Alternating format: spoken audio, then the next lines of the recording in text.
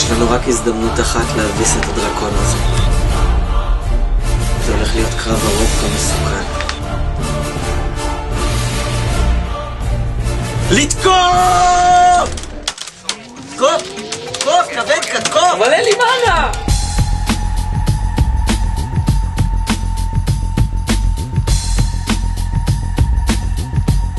נאור, זה השם שלך, נכון? שון אמר לי שיש לכם איזושהי דרך להשיג את המבחן.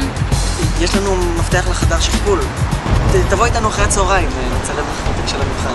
אני אמורה אשכרה לבוא איתכם. אנחנו חיים על הקצה.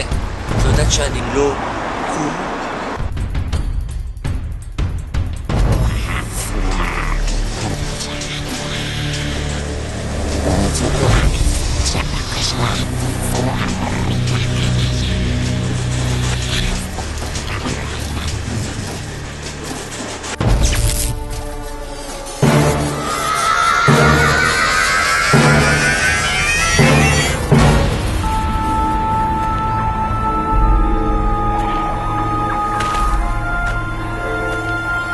אתם לא הגעתם לכאן בטעות.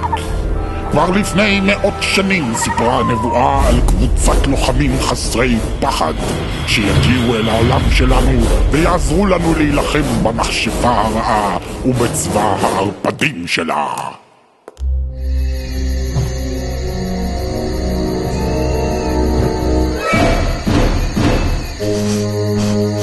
אתם תגלו את היופי האמיתי של סילבניה.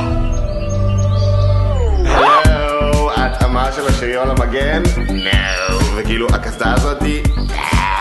מי נתן לך את המגפיים האלה? זה מזעזע.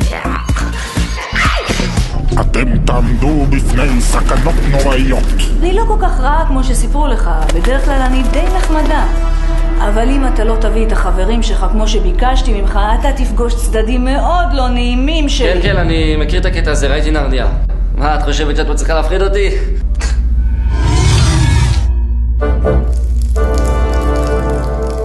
אתם תמצאו חברים חדשים ואויבים חדשים.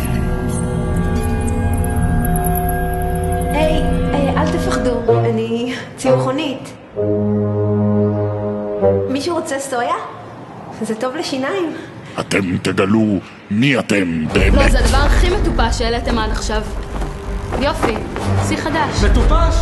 אם את מכניסה את הרדיוס של הקשת לתוך משוואת בואר מורפר, את מקבלת פונקציה גמא פלסטית, מה שאומר שאני לא עובר רק את החומה הזאת, אלא שנשארים לי 5 מטרים לנחיתה מושלמת.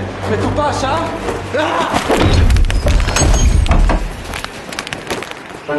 תמצאו את האמת הפנימית שלכם. יודעת מה?